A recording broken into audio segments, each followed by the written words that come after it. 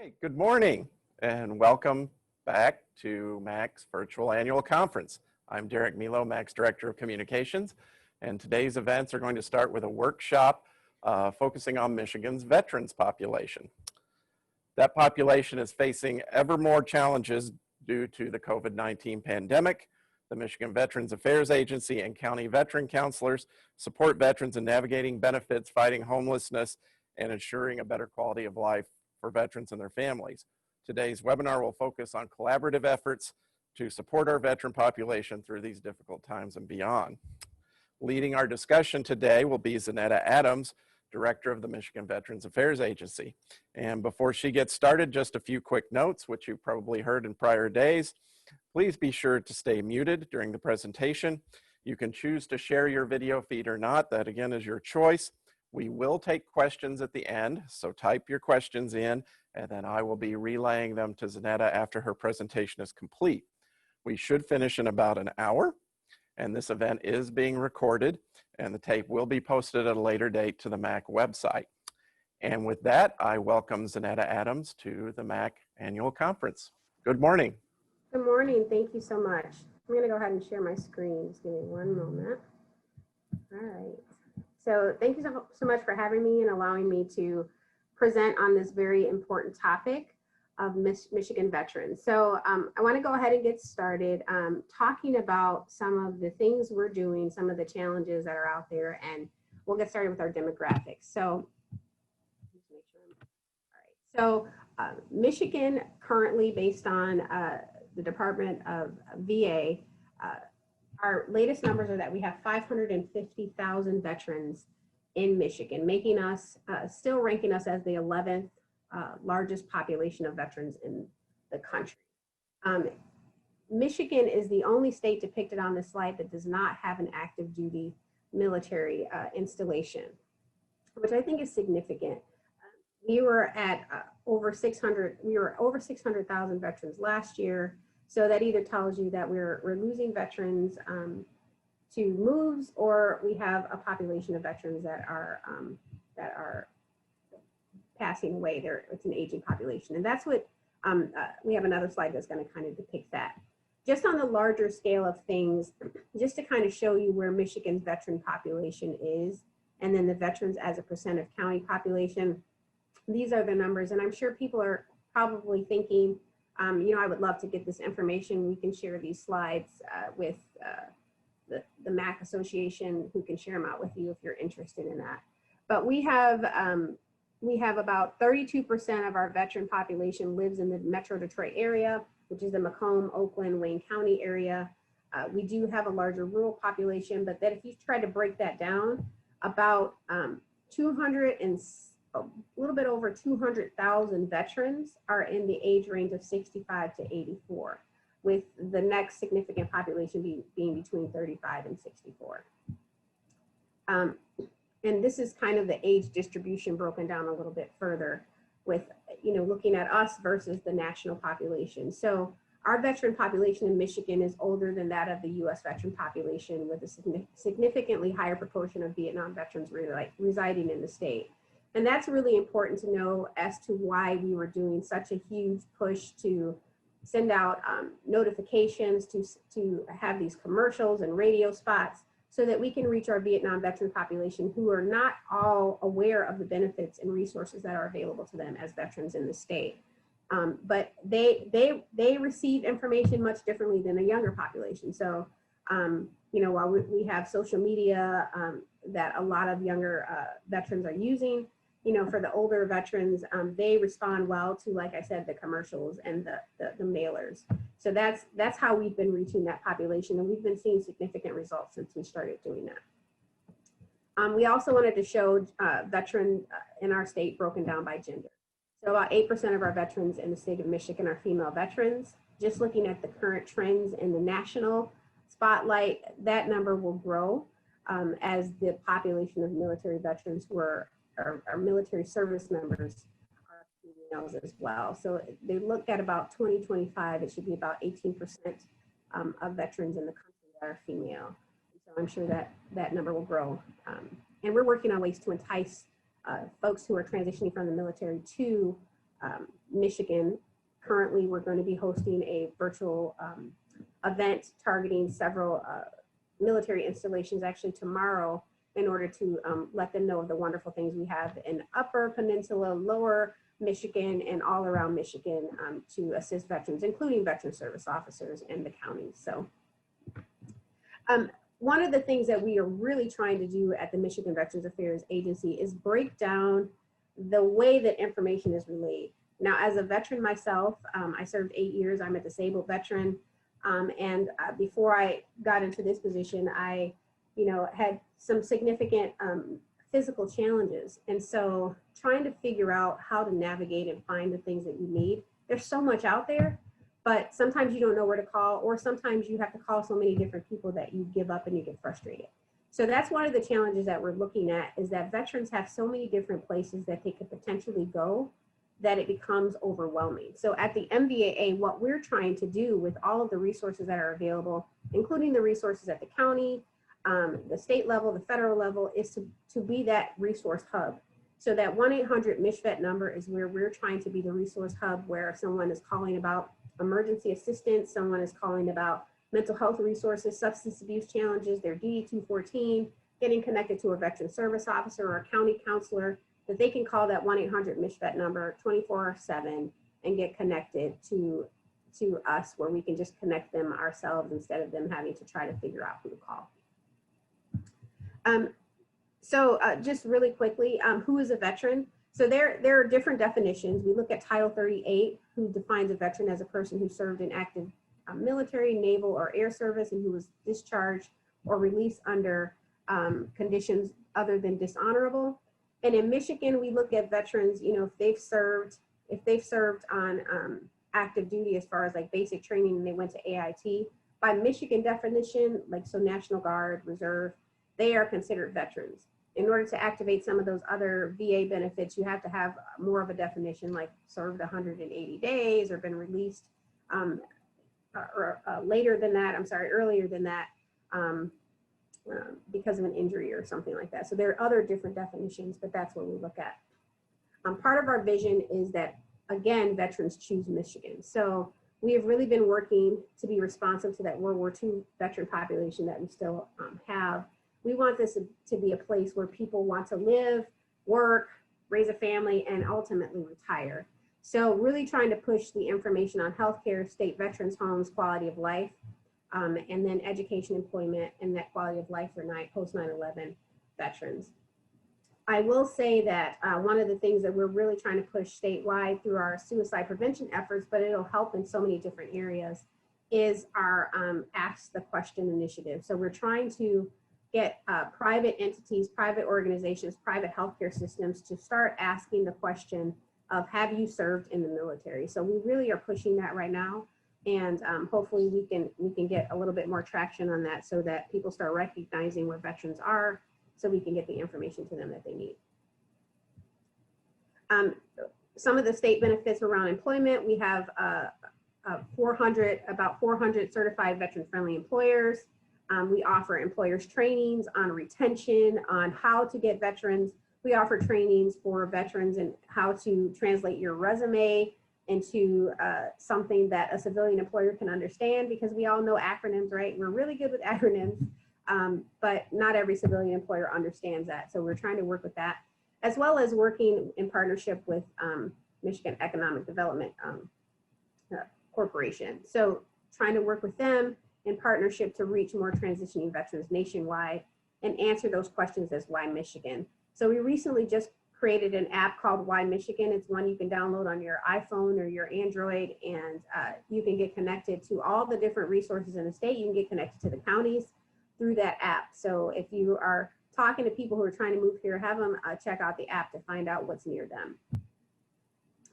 We also have been working with Department of LARA to really try to increase the number of licensure transition pieces that we can have. So if someone has trucking license, they can, in the military, they can, that can equate to some type of licensure here in the state of Michigan, as well as licensure for spouses. So these are some of the examples of licensing resources and benefits that we have.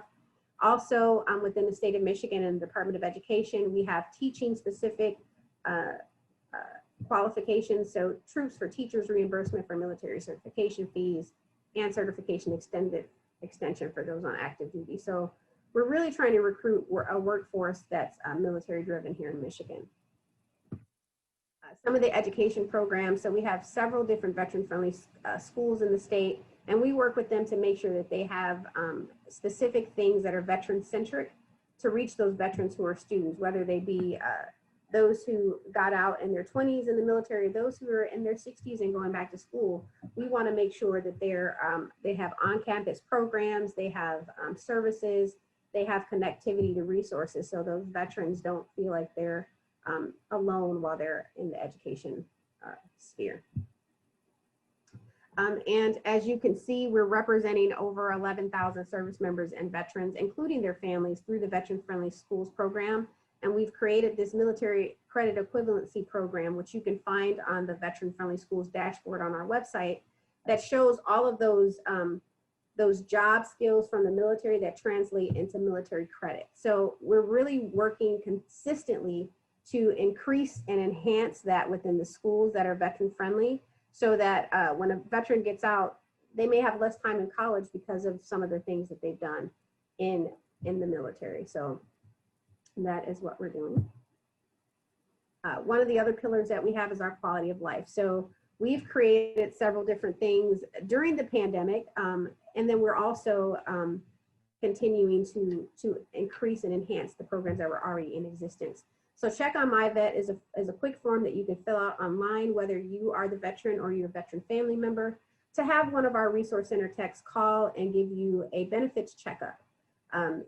We think it's important to make sure that you are connected to all of the resources and benefits that are available to you, and you may not know that they're there if you don't call and check in. So that's an option that we've created during COVID-19, because we know that being at home and being isolated can be detrimental on mental health. So we want to make sure that we're providing an avenue for folks to reach out. We've been doing a lot of virtual coffee hours. So we've been trying to educate the public and in the community, the veteran community and their family members, on caregiver benefits, on COVID related changes, on education benefits, employment benefits, you name it. We've been doing coffee hours on that. We've also mental health resources for veterans during COVID-19.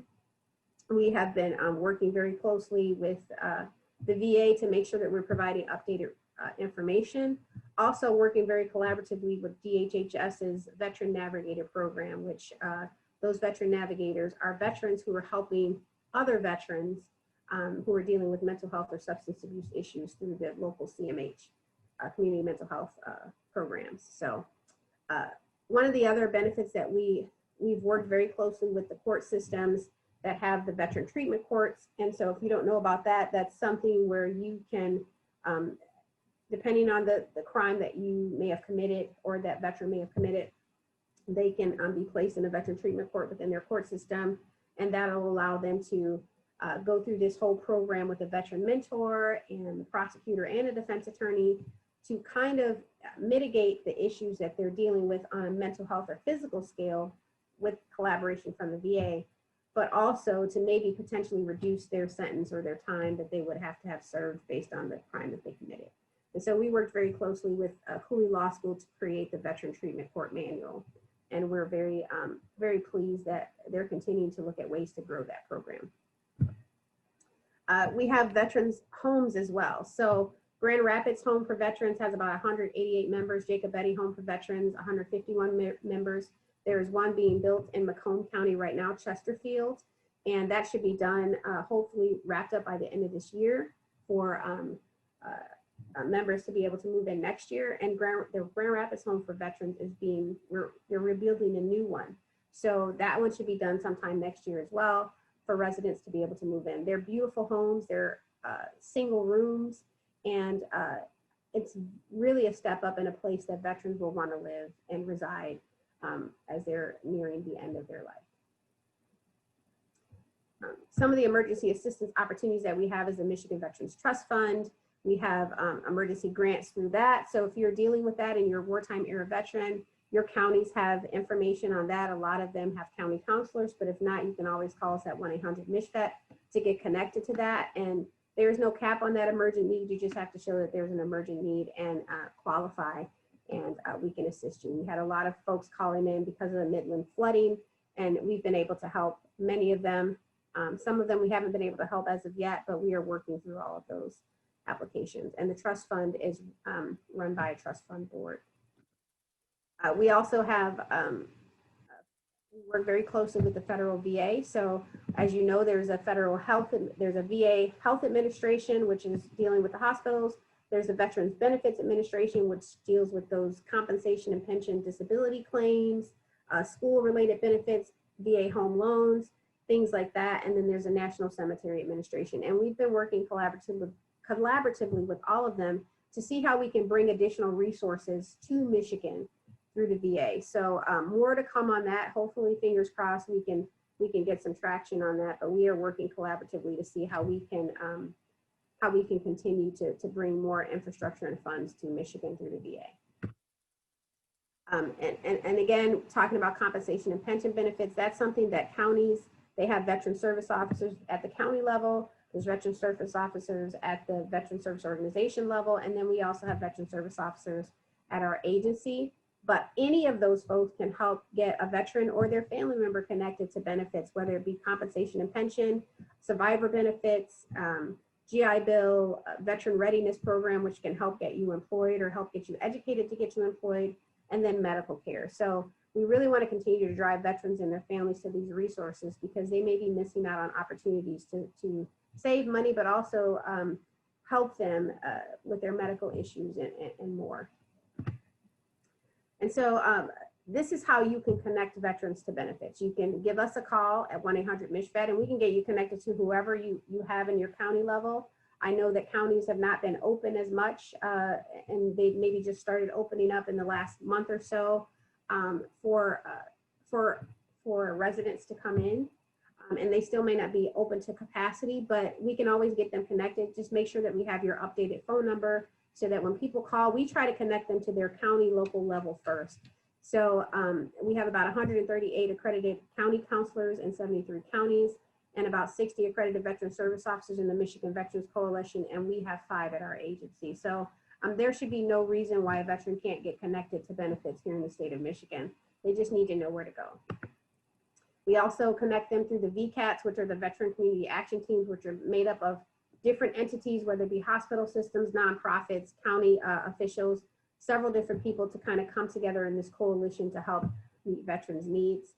And then we have our community outreach and engagement program that we just launched, which includes a senior veteran community engagement officer that works very closely with those VCATs, our buddy-to-buddy veteran mentorship initiative, which are made up of volunteers and some of those buddy coordinators to have that peer-to-peer mentorship connection. And then our speakers bureau, which should be launching in September, which allows some of these presenters to go out even virtually into schools and into communities to actually educate people on all the benefits and resources that we have available. So that includes the county benefits, that includes those financial assistance benefits and more.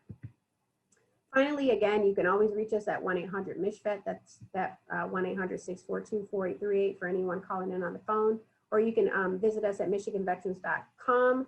We are working to move over to a .gov platform, and that should be coming in the next couple of months. We're working on that right now, so stay tuned. But if you log into michiganveterans.com, you can still reach us. You can reach us 24/7. We are there 8 to 5, Monday through Friday. But then 211 picks up our calls after that. And so you can get connected to someone. And thank you so much for allowing me this time. I hope I didn't go over time, but thank you for allowing me the opportunity to share what we're doing at Michigan Veterans Affairs. And if you want to find out more information, you can definitely reach out, and I'm available to share this. Thanks, Zanetta. We are now looking for questions from the audience for Zanetta Adams and her team at MVAA. So if you do have any questions regarding this issue and how counties can work more closely with the state on assisting veterans, please type them in now and I will be reading them to the director. Thank you. And I will say one of the things I failed to mention is that we've worked really hard, and I'm sure you might have questions about this, and we've worked really hard to get information on transitioning service members to Michigan. And so we recently gained access to some of those records of veterans with collaboration with the DoD. We've recently gained access to that. So we will be working on MOUs in order to work with different organizations and entities to share that information that may be county specific as folks are coming to Michigan. So I just wanted to share that as well. Sure. Great. We got our first question from the audience, Vaughn Begic from Bay County. Any flexibility in the future on the grants?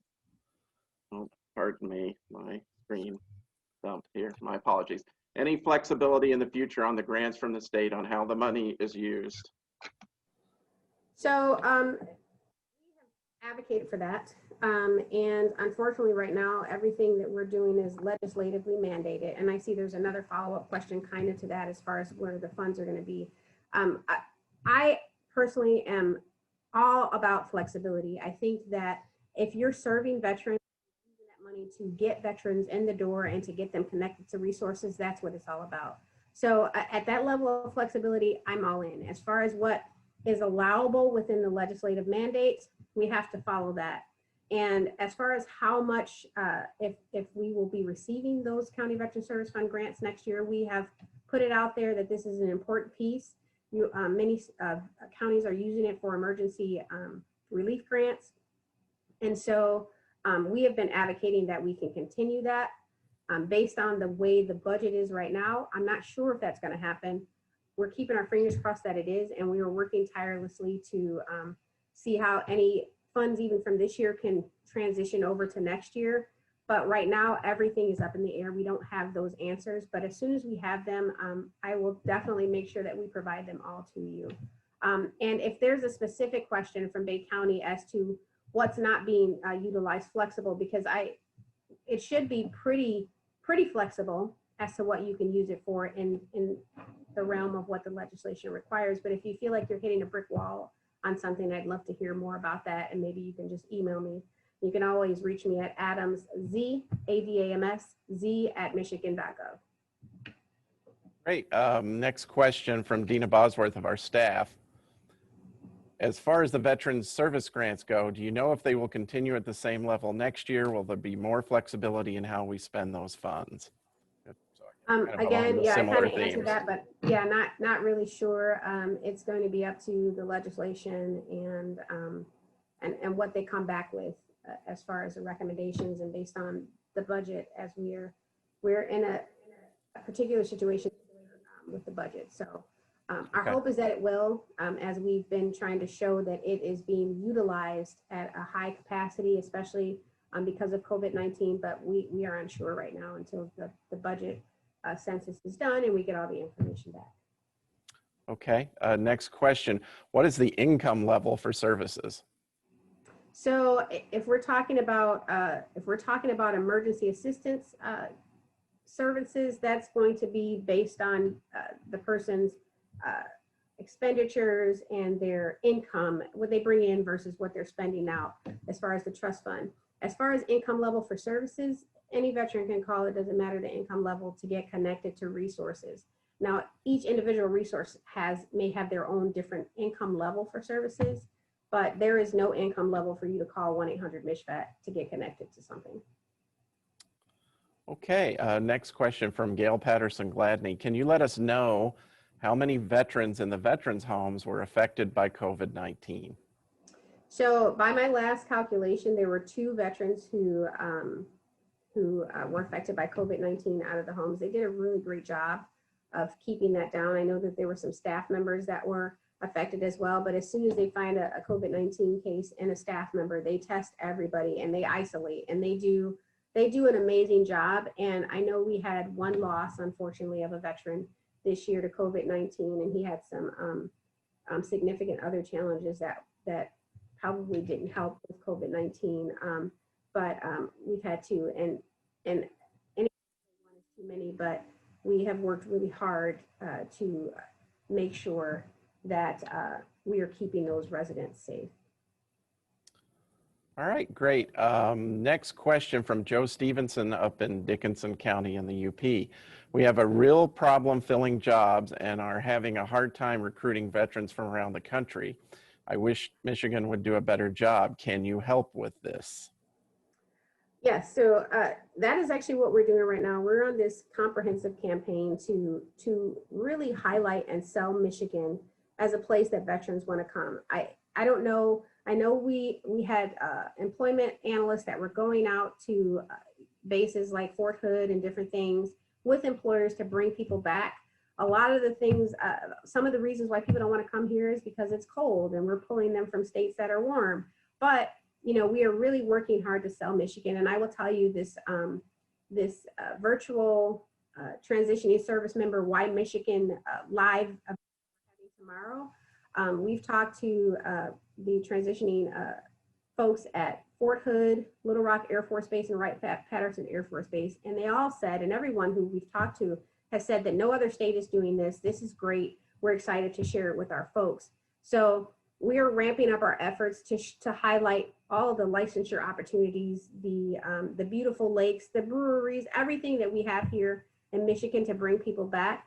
I will say another issue that we're having with filling jobs from people that are here in Michigan is that we have a lot of veterans now who are utilizing marijuana, unfortunately. And I say unfortunately, I mean, it's helping them, but because of the federal laws and the federal mandates of you can't work if, you know, a federal job or some of these other jobs where you have to be tested, they're not able to get those positions. And so that has been, it's been one of those balances where, you know, veterans are utilizing it for, you know, PTSD and some other related things, but then they can't get a job.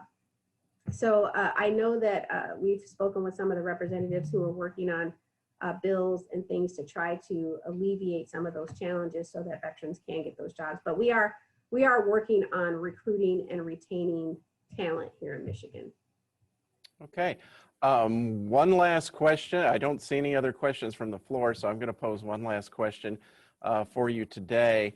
If there was one thing that you would want county commissioners and county leaders to do in the next 12 months to assist in helping veterans with their quality of life, what would it be? I would say just make sure that you have, you know, a county office. First of all, make sure that you have some kind of conduit to reach veterans, because there are veterans that are all over this state who may not necessarily have that county connection, and so they're not going to learn about all of the tax exemptions. They're not going to learn about some of those other opportunities that are out there if they're not connected. And I would say a lot of veterans are not apt to self-identify, especially if they were not combat veterans. And so we have to be proactive in reaching out to them and asking them, whether you have a county office or not, if they come to you, whether it be through the legal system or the treasurer's department or any of those entities or the clerk's office, ask the question, ask them, have you served? And then that way you can provide them information to reach out to us, and we can connect them to all the resources that may be in your county that maybe you don't know about. So I would say if you want to learn more, reach out to us and we can provide a kind of a roadmap as to how you can help veterans based on the resources that you have available. Okay, great. Thank you, Zanetta Adams, for joining us today to talk about veterans and quality of life. Just a reminder, we will be placing her slide deck up on the MAC website at the end of the conference, and the recording of this workshop will also be placed on the MAC website at a future date.